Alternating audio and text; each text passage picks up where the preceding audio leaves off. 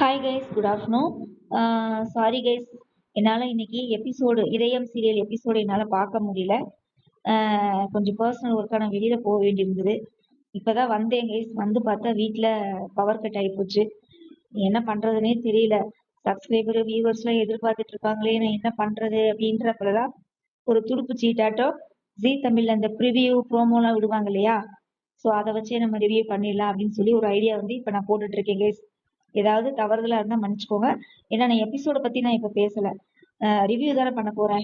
ஏன்னா எபிசோட்ல என்ன நடந்துங்கிறதே எனக்கு தெரியாது. அதனால ப்ரோமோ வச்சு நான் இன்னைக்கு பேசிடுறேன் கைஸ், ஓகேவா? ஸோ அஸ் யூஷுவல் எப்பயும் போல நம்ம சேனலை சப்ஸ்கிரைப் பண்ணுங்க, லைக் பண்ணுங்க, ஷேர் பண்ணுங்க, கமெண்ட் பண்ணுங்க. இதயம் சீரியல் இன்னைக்கு எப்படி போச்சு அப்படிங்கிறது எனக்கு தெரியல. பட் ப்ரோமோ வச்சு நான் பார்க்கும்போது பாத்தீங்கன்னா, பாரதி வந்து ஆதிக்கிட்ட உண்மையை சொல்ற மாதிரி தெரியுது. அந்த மாதிரிதான் ஒரு சீன் காமிச்சாங்க. என்ன நடக்குது அப்படின்னா, ஆதிக்கிட்ட வந்து இந்த மாதிரி நான் என் புருஷன்கிட்ட வந்து பேச போறேன், எல்லா உண்மையும் நான் சொல்ல போறேன் அப்படின்னு சொன்னோடனே, ஓகே சொல்லுங்க, நல்ல விஷயம்தான் அப்படின்னு ஆதி சொல்றாப்புல. ஆனா சொன்ன உடனே பாரதி வந்து அடுத்து என்ன சொல்றாங்க அப்படின்னா, முதல்ல உங்ககிட்ட நான் பேசணும் அப்படிங்கிறாங்க. அப்படிதான் நினைக்கிறேன், கரெக்ட் தானே கைஸ்? சரியா, உங்ககிட்ட நான் பேசணும், என்கிட்ட நீங்க என்ன பேசணும் அப்படிங்கிறாங்க. உடனே வந்து பழைய வாசு இறந்தது, சரியா, அதாவது இவங்கன்னு பேசாம ஆதின்னு பேசாம இவங்களோட லைஃப் அப்படியே ஒவ்வொன்றா சொல்லிட்டு வர்றாங்க. ஒரு பொண்ணும் ஒரு பையனும் லவ் பண்ணி கல்யாணம் பண்ணாங்க. அந்த பையனை வந்து ஆக்சிடென்ட்ல இறந்து போயிட்டாரு.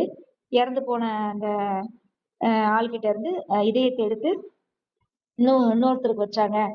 அந்த இதயம் வச்சவர் வந்து பாத்தீங்கன்னா என்னைய வந்து லவ் பண்ணி நாங்க 2 பேரும் கல்யாணம் பண்ணிட்டோம்னு அந்த பிளாஷ்பேக் எல்லாம் சொல்றாங்க. சொல்ல சொல்ல ஆதிக்கு வந்து என்ன ஆகுதுன்னா, அந்த ஹார்ட் அப்படியே பிடிக்கிறாரு. சரிங்களா, ஹார்ட் அப்படியே பிடிச்சிட்டு அப்படியே மெத்தையில விழுந்துடுறாரு.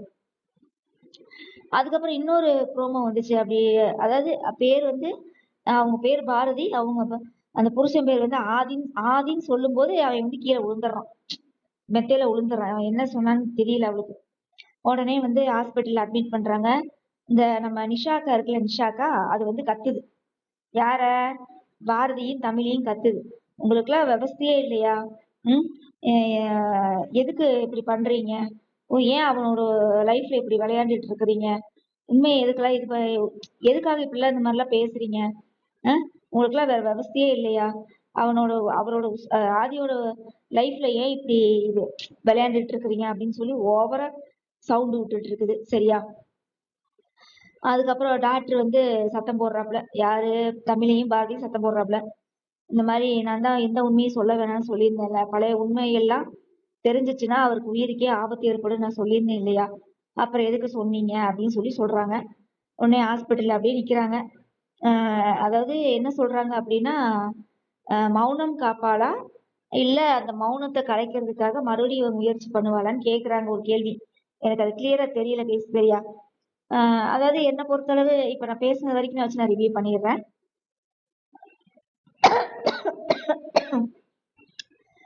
நேற்று எபிசோட்ல வந்து தமிழும் பாரதி ரொம்ப அழுதுட்டே இருப்பாங்க இல்லையா, அப்ப வந்து தமிழ் கிட்ட வந்து நிறைய பேசியிருப்பாங்க பாரதி. சரி, நம்ம குழந்தைக்காக நம்ம ஒரு முயற்சி எடுத்து பார்க்கலாம்னு சொல்லி பாரதி போய் இந்த மாதிரி பண்ணும்போது அவ ஒண்ணும் உண்மையெல்லாம் சொல்லல. சரிங்களா, நீங்க தான் ஆதி, நான் தான் பாரதிலாம் கூட டைரக்டா கூட அடிக்கல, ஒரு கதை மூலியமா சொல்றா. அதையே அவனால தாங்க முடியல, காட்டை பிடிச்சி கீழே விழுந்துட்டாப்ல. சரியா, அப்ப என்னதான்டா இந்த நாடகத்துக்கு முடிவு? என்னதான் டைரக்டர் சார் நினைச்சிட்டு இருக்காருன்னே தெரியல. சரியா, என்னதான் டைரக்டர் சார் நினைச்சிட்டு இருக்காருன்னே தெரியல. ரொம்ப என்ன சொல்றது, கேவலமா இருக்குது, ரொம்ப கேவலமா இருக்குது. ஆதி பேசுனனால இவன் மயக்கம் போட்டு விழுந்தானா, இல்ல ஆல்ரெடி இவனுக்கு உடம்புல ஏதாவது ஒரு ஃபால்ட் இருக்குன்னு சொல்லி மயக்கம் போட்டு விழுந்தானா என்னன்னு தெரியவே இல்லை. சரியா, அதுக்கப்புறம் இன்னொரு விஷயம் என்ன, அழகர் வந்து அந்த பழைய லைஃப் எல்லாம் ஒவ்வொன்னா சொல்லும் போது கூட இவனுக்கு மயக்கம் வரல. பாரதி வந்து சொல்ல ஆரம்பிக்கையிலேயே மயக்கம் வந்துருதாமா. புரியுதுங்களா?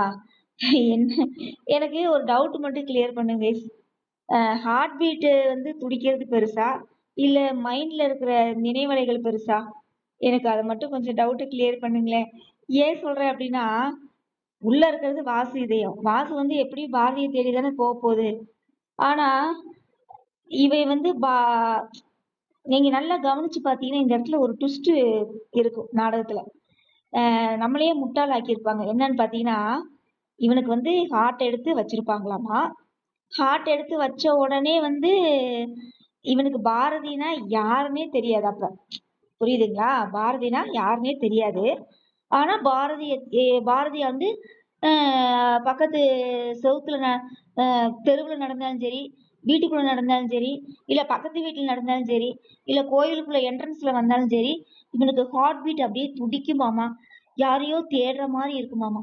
அப்பெல்லாம் தெரியாத பாரதி இந்த நினைவலைகளை அழிச்சா மட்டும் மறக்கவா முடியும்? என்னடா லாஜிக்கா நாடகம் எடுக்குறீங்க? என்ன லாஜிக்கா நீங்க எல்லாம் நாடகம் எடுக்குறீங்க? மக்களை எவ்வளவு முட்டாளாக்குறீங்க? நான் சொல்றது கரெக்ட் தானே கைஸ்? நான் சொல்றது கரெக்ட் தானே? நீங்க நல்லா கவனிச்சு பாருங்க. ஹார்ட்டை வச்ச உடனே தான் இவன் பாரதியை தேடி வருவான். அதுக்கு முன்னாடி பாரதினா இவன் யாருன்னே தெரியாது இவனுக்கு. புரியுதுங்களா? அப்ப நினைவலைகளை இழந்துமே அந்த வாசு இதயை துடிக்கத்தானே செய்யும். பாரதியை தேடத்தானே செய்யும். இவன் நினைவலைகளை அழிச்சா மட்டும் பாரதியை மறந்துட முடியுமா? முட்டாள்தனமா இல்ல? இது நான் எப்ப தோணுச்சுன்னா இந்த ப்ரோமோ பார்க்கும்போது எனக்கு தோணுச்சு கைஸ்.